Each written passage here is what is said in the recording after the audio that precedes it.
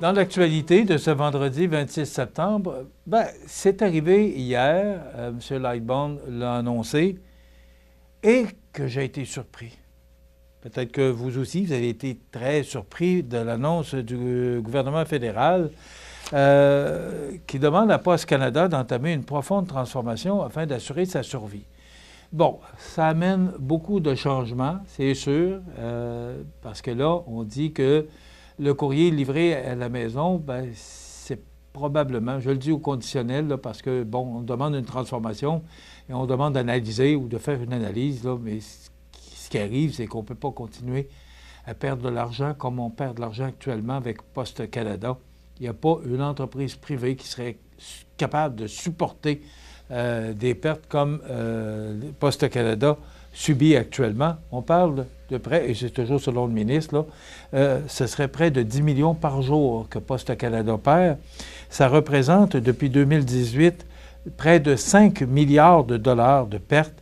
Rien qu'en 2024, le déficit a dépassé le milliard, et 2025, on pourrait atteindre 1,5 milliard. À un moment donné, il faut mettre le bouchon sur la bouteille, c'est quoi de le dire. Au deuxième trimestre, la société a enregistré la pire performance de son histoire. Ça fait 150 ans que ça existe, depuis la Confédération, depuis 1867, avec une perte de 407 millions. Alors ça, c'est la pire performance, oui, au deuxième trimestre, voilà. Alors, ça veut dire deuxième trimestre, c'est septembre, parce que je ne sais pas trop comment ça fonctionne avec Poste Canada. On sait que le gouvernement provincial et fédéral, l'année financière se termine le 31 mars. Mais là, si on parle de chiffres pour cette année, là, ce serait peut-être du 1er janvier au 30 juin, là, et c'est pas inscrit, mais les deux paliers de gouvernement ont leur année financière du 1er avril au 31 mars de chaque année. Mais là, on n'inscrit pas la date. Mais peu importe, les pertes restent là. Peu importe la date, là, c'est 407 millions de pertes après un trimestre. Et aussi, ce qu'on donne comme chiffre, c'est que il y a 20 ans, il y avait 5,5 milliards de lettres envoyées par la Poste. Et aujourd'hui, 3 milliards de moins, c'est 2 milliards. Et la perte de part de marché dans le secteur des colis, parce qu'on sait qu'il y a beaucoup de compétition dans ce domaine-là, où l'entreprise est passée de 62 % en 2019. Quand même, là, on allait chercher les 2 tiers, mais là, on va chercher que le quart des colis qui sont livrés chez vous ou à votre entreprise. Et là, moi, ce qui me surprend un peu, c'est qu'on dit que la grève des postes récente, là, que ça a fragilisé des entreprises, mais alors qu'on dit que c'est quasiment le quart maintenant des colis des entreprises qui sont livrés. Alors, c'est difficile à comprendre, là, à savoir, faut croire que les entreprises, ou encore, justement, en raison du conflit des postes et avec les négociations qui n'aboutissent pas, peut-être que les gens d'affaires ont dit, on va trouver d'autres moyens pour être capable d'aller chercher ou de recevoir, parce que dans plusieurs entreprises, ce sont des pièces, là, et quand on ne reçoit pas ces pièces-là, ça retarde la production, puis ça retarde, et ça coûte cher. Alors, peut-être qu'on en est là. Mais pour redresser la situation, Ottawa lève plusieurs moratoires en place depuis des décennies. D'abord, la transition vers les boîtes postales communautaires reprendra. Ça, on en voit de plus en plus, mais on dirait que ça s'était estompé depuis quelque temps. Mais là, on dit qu'on va reprendre la construction de ces comment on appelle ça, donc de ces boîtes postales communautaires. Voilà, c'est comme ça qu'on appelle ça. Et près des 3/4 des Canadiens utilisent déjà ce système, mais 4 millions, dont je fais partie probablement, mais il me semble que c'est pas beaucoup sur l'ensemble du Canada. On est près de 40 millions. Est-ce que ça se pourrait qu'on ait déjà ces boîtes aux lettres qu'on voit justement à l'écran, qu'il y en aurait 37 millions, ça se peut pas. En tout cas, on va prendre les chiffres qu'on nous donne. Cette mesure vise à faire économiser 400 millions de dollars juste avec les boîtes communautaires. Et aussi, c'est le moratoire sur les bureaux de poste ruraux en vigueur depuis 1994 sera aboli, obligeant Poste Canada à moderniser et redimensionner son réseau. Donc, aussi les livraisons du courrier non urgent. Je ne sais pas comment on va pouvoir mesurer qu'un courrier peut être urgent ou non urgent, probablement par la façon qu'on va qu'on va aller au bureau de poste et qu'on va demander que notre courrier soit livré, urgent ou pas urgent, ça va nous permettre une économie de 20 milliards. Mais là, on parle de 420 millions plus 20 millions, ça fait 420 millions. Donc, il reste encore, si on est parti pour faire 1,5 milliard de pertes, il reste encore 1,1 milliard. Alors, on va voir comment tout ça va se traduire. Le ministre Lightbound conclut que Poste Canada est une institution nationale vitale, mais qu'elle ne pourra survivre qu'en s'adaptant à la réalité actuelle. Selon lui, la population mérite un service fiable, abordable et durable. Et les mesures annoncées lundi constituent, pas lundi, mais jeudi, une première étape vers cet objectif. Donc, on va sûrement entendre parler de ça encore au cours des prochains jours. Et d'ailleurs, on va sûrement entendre parler du syndicat, à savoir la position du syndicat dans l'annonce du gouvernement fédéral de le ministre, M. Lightbound. Le 10 septembre dernier, on en a parlé sur nos ondes, la communauté de Montmagny s'est réunie avec chaleur et conviction pour la 3e édition de Semer l'espoir, une journée consacrée à la prévention du suicide et à la promotion de la santé mentale positive, donc organisée par le Trait d'Union, l'ANCRE, au cœur des familles agricoles et le CI3S Chaudière-Appalaches. La rencontre a rassemblé plus d'une centaine de personnes dans l'espace citoyen. La conférence La spirale de la fatigue, animée par les travailleuses de rang, Mélanie Cloutier et Alexandra Lapointe, a illustré les multiples pressions vécues par les producteurs agricoles, dont la surcharge, l'isolement et la détresse psychologique. On en parle de plus en plus de ces problèmes que vivent nos producteurs agricoles. Et justement, il y avait des conférences, il y avait des témoignages. Il semblerait que c'était très touchant. Donc, je veux féliciter René Hébert et Mélissa Boilard ainsi que Isabelle Duguay du CI3S Chaudière-Appalaches pour cette belle initiative, cette 3e édition. Possiblement qu'on verra une 4e édition.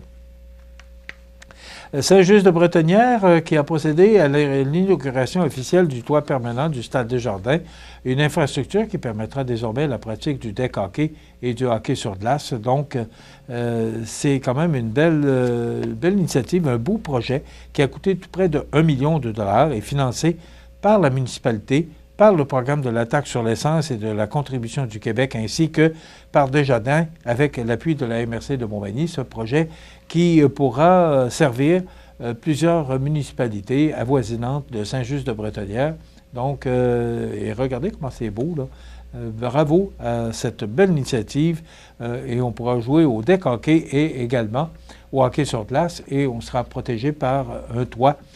On a un toit à Saint-Just-de-Bretonnière, puis on a de la misère à avoir un toit au Stade olympique. Donc, bravo à M. Gilbert, maire de la municipalité, et à tous ces gens là, qui se sont donné la main pour ce beau projet à Saint-Just-de-Bretonnière. Par voie de communiqué, on apprenait que Christian Collin, bien connu à Saint-Pierre-de-la-Rivière-du-Sud, se lance officiellement dans la course à la mairie en vue des élections du 2 novembre prochain. Et il est conseiller à cette municipalité depuis 2009 et a consacré 16 ans au dossier de la famille, des aînés et des communications. En plus de piloter plusieurs projets ponctuels, il a aussi occupé le poste de maire suppléant durant 6 ans. Alors, fort de cette expérience, M. Collin estime que le moment est venu de franchir une nouvelle étape. Donc, son programme place le développement économique de la municipalité, qui compte près de 900 habitants, au cœur de ses priorités.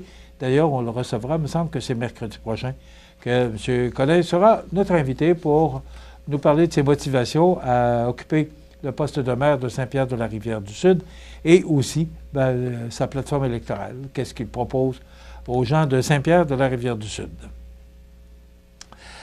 Enfin, dans le cadre des élections municipales à venir, la Ville de Montmagny, le conseil d'administration ainsi que la direction générale du magasin Coop Gérard Extra Montmagny et les marchés Tradition Cap-Saint-Ignace souhaitent informer leurs membres et leur clientèle que Mme Mélanie Morin, administratrice, s'étant portée candidate au poste de conseillère municipale dans le district 5, a choisi de suspendre temporairement ses fonctions au sein du conseil d'administration et ce, depuis lundi le 22 septembre 2025, dans un souci de neutralité et de transparence envers l'ensemble des membres de la coopérative. Donc, ce sont les membres du conseil d'administration actuel qui prendront les rênes de Mme Morin en attendant la fin des élections qui aura lieu le 2 novembre prochain.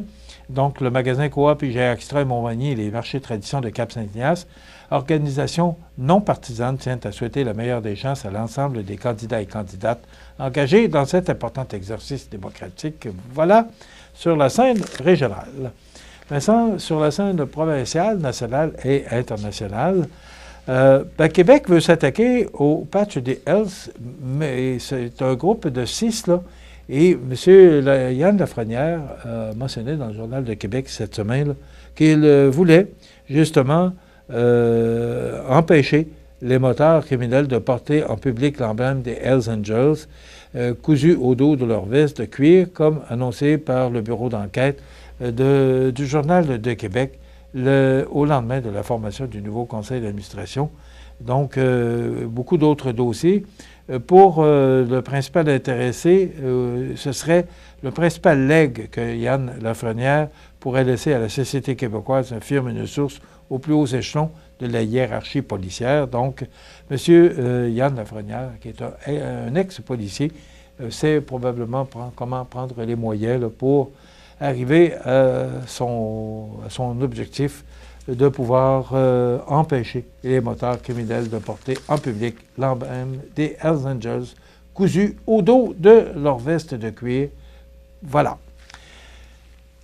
On parle de Poste Canada, mais c'est parti aussi au gouvernement provincial. On dirait que les deux gouvernements se sont donné le mot, là. Une vague de compression commence à déferler sur la fonction publique. C'est sous la plume de Patrick Belrose du Journal de Québec. Déjà plus de 200 employés au ministère des Transports et une centaine d'autres à l'environnement ont perdu ou perdront leur emploi.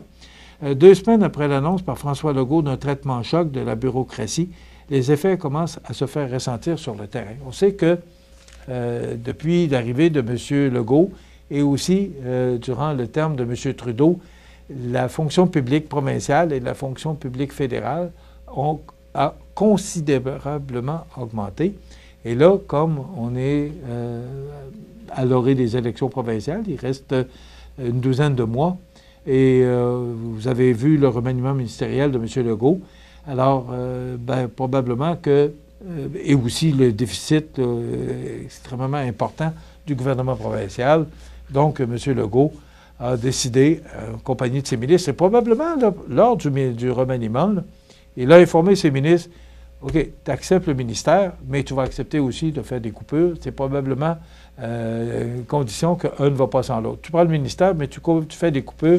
Il faut réduire nos dépenses pour arriver avec un budget intéressant là, pour le mois de mars, parce que, je vous l'ai mentionné tout à l'heure, l'année financière des deux gouvernements, c'est le 31 mars.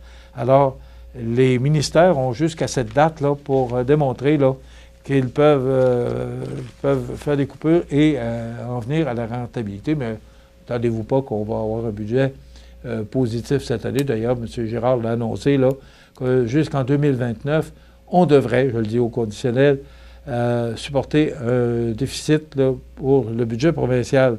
Au ministère des Transports, le couperet touchera plus de 200 personnes sur quelques 8 000 employés, soit environ 2,5 % des effectifs, et des contrats actuels et des temporaires moins de 2 ans d'ancienneté. Il y a du monde qui doivent être un petit peu nerveux, perdront leur emploi, tandis que des permanents seront mis en disponibilité pour aller pourvoir des postes laissés vacants. C'est la première étape, mais il va y avoir d'autres étapes. Imaginez-vous le personnel, comment il se sent à l'intérieur de ces ministères-là, parce que ce que Jonathan Julien mentionne, qui est le nouveau ministre des Transports, c'est, je cite M. Julien, c'est la première étape, mais il va y avoir d'autres étapes en plus de celle-là, a confirmé le nouveau ministre. Je vous rappelle que c'est toujours sous la plume de Patrick Belrose du Journal de Québec. Donc, on n'a pas fini, je crois, de vous parler de perte d'emploi, de coupure. J'ai l'impression que les deux gouvernements ont décidé de prendre les grands moyens pour... parce que vous savez que le 4 novembre, si ma mémoire est bonne, M. Mark Carney, qui est premier ministre du Canada, annoncera le prochain budget. Et déjà, là, déjà annoncé, on parle, et on peut dire ce qu'on veut, là, parce que tant qu'on ne le verra pas, mais les journalistes qui suivent de près là, l'appareil fédéral parle qu'on pourrait avoir un budget déficitaire de 100 milliards. Mais on n'est pas rendu là. Mais dans un petit peu plus d'un mois, là, on connaîtra exactement de quel bois se chauffe M. Carney. Mais déjà, si on regarde ce qui se passe avec Post Canada, j'ai l'impression que les prochains mois vont être plutôt difficiles. Il va falloir se faire une idée que nos gouvernements ne peuvent pas continuer à cumuler des déficits comme ils le font actuellement. Il y a beaucoup de choses dans l'actualité, entre autres, et je vous en ai parlé qu'au niveau fédéral, on parle de 1,30 naissances, ça fait drôle à dire, mais c'est comme ça qu'il faut le dire, là, par femme. Ça, c'est au Québec, je vous en ai parlé il y a quelque temps de ça. Bien là, on parle, le taux de fécondité du Canada qui atteint un creux historique de 1,25 enfants par femme en 2024, faisant du pays, le Canada, l'un des endroits où il se fait le moins d'enfants dans le monde. Moi, je suis content quand on parle de record. Je suis toujours heureux de vous dire, hey, on vient de battre un record, que ce soit à Montmagny ou au Québec ou au Canada. Mais là, on bat un record, mais dans l'autre sens. Alors, vous savez, on dit on a besoin des immigrants pour combler, justement, ces taux de fécondité très bas. Et là, bien, il y a toutes sortes de lois qui viennent empêcher ou retourner les immigrants d'où ils veulent. On sait, on en parle beaucoup avec les entreprises et on n'a pas fini d'en parler, là. Ces travailleurs étrangers temporaires là, qui doivent quitter leur emploi pour retourner chez eux. Alors, les chiffres parlent d'eux-mêmes. Mais voilà, ça complète presque notre émission de ce vendredi. Lundi, c'est la chronique de sensibilisation qui reviendra tous les derniers lundis du mois, accompagnée de Karine Boutin du Havre des femmes. Et lundi, on reçoit notre député fédéral, ça fait un bout de temps qui n'est pas venu nous visiter, Bernard Généreux. Et justement, on va parler de budget et bien sûr, on va parler de Post Canada. Donc, beaucoup de sujets à discuter avec notre député fédéral lundi. Je vous souhaite de passer un excellent week-end. À lundi.